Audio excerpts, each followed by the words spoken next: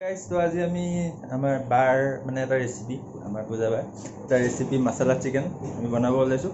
চ' আপোনালোকক ষ্টেপ বাই ষ্টেপ দেখাম বাৰু। যদি ভিডিঅ'টো ভাল পায় শেষলৈকে চাওক। প্ৰথমে যদি ভিডিঅ'টো ভাল পায় তেন প্লিজ লাইক কৰি দিব। তেতিয়াহ'লে ব'লক আজি আমাৰ মছলা চিকেন ভিডিঅ'টো ষ্টাৰ্ট কৰোঁ।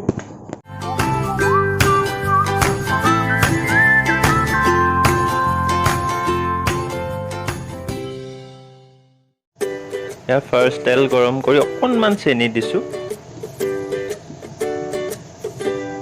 তাৰপিছত তেজপাত দুটা দি অকণমান লৰাই দিওঁ।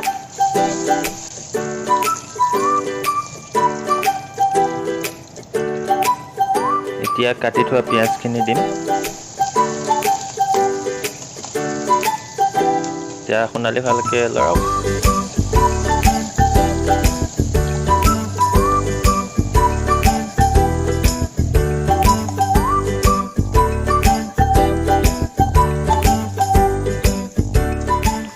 এতিয়া পিঁয়াজৰ অকণমান হালধি দিম ৰঙৰ কাৰণে,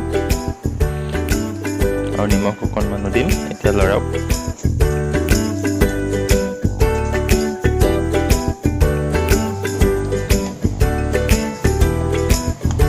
এতিয়া দিম আমি আদা নহৰু পেষ্ট, আৰু এইটো জিৰা জালুকৰ পেষ্ট আছিলে দিলোঁ। লৰাম এতিয়া ভালকৈ।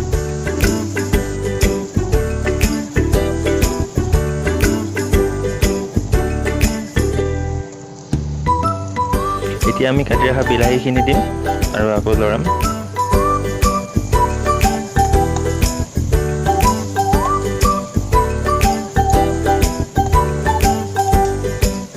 এতিয়া আমি অকণমান পানী দিম আৰু সিজিবলৈ দিম।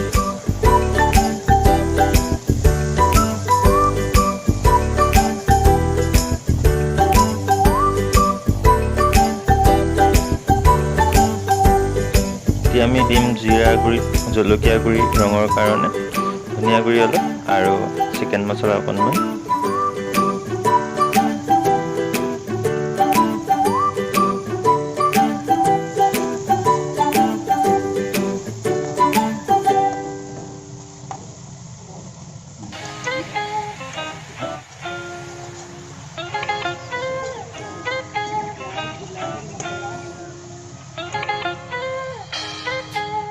এতিয়া মছলাটো ভালদৰে তৈয়াৰ হোৱাৰ লগে লগে এতিয়া আমি তাত আলুখিনি দিম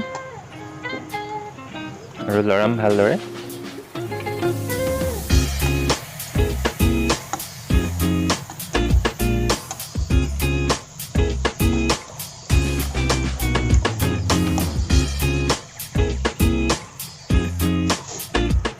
এতিয়া আলুখিনি অকণমান সিজিবলৈ লৈছে, দেখিব পাইছে আপোনালোকে।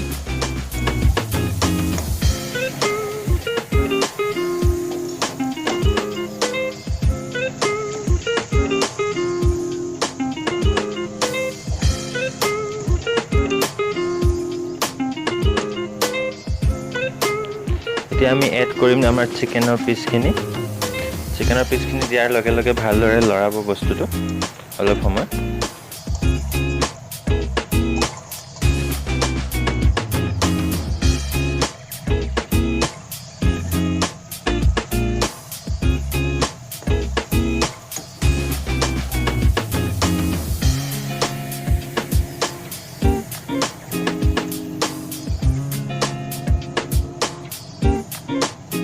এতিয়া আমাৰ চিকেনখিনি ভালদৰে মিক্স কৰা হৈ গৈছে। এতিয়া আমি ঢাকনখন দি অলপ সিজিবলৈ দিম।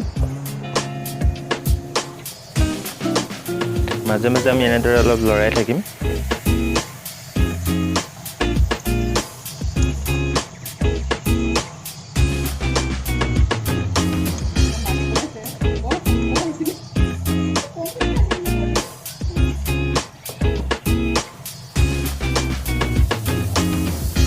দেখিবলৈ পাইছে তেলটো বাহিৰ হৈছে মছলাৰ পৰা। আমি অলপ অলপ হৈছে বাৰু, চিকেনখিনি সিজিবলৈ বাকী আছে অলপ।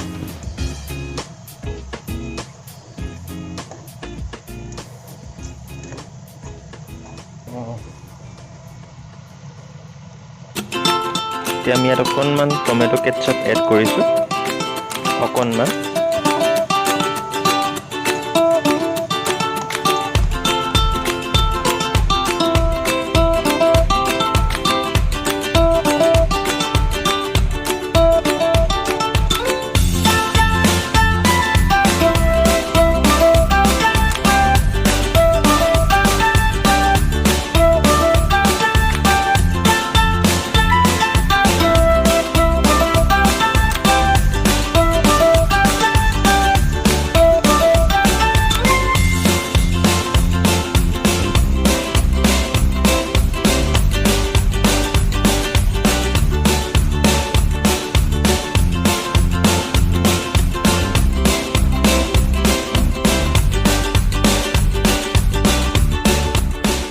আমি অকণমান পানী দিম চিকেনখিনি ভালদৰে সিজিবৰ কাৰণে। আপোনালোকে নিজৰ পচন্দ অনুযায়ী পানী দিব পাৰে, যিমান কম বেছি ৰাখিব পাৰে আপোনালোকৰ কথা।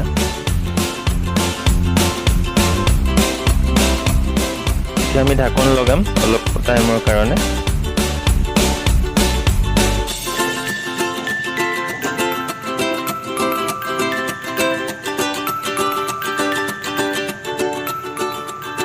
এতিয়া এড কৰিছোঁ অকণমান গৰম মছলা আৰু আমাৰ প্ৰায় মছলা চিকেন ৰেডি।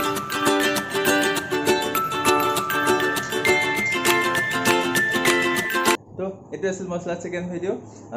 বহুত ইজি হয় আৰু ঘৰত যিবোৰ বস্তু থাকে সেইবোৰে খালি বনোৱাটো ষ্টেপবোৰ। চ' আপোনালোকে যদি ভিডিঅ'টো ভাল পাইছে দেন প্লিজ লাইক কৰি দিব আৰু যোন নতুন আছে আমাৰ চেনেলত ছাবস্ক্ৰাইব কৰি দিব। আমি ফুড ব্লগ আৰু ট্ৰেভেল ব্লগ এইবোৰ আনি থাকোঁ। চ' আজিলৈ মানে নেক্সট ভিডিঅ'ত লগ পাম। Bye bye.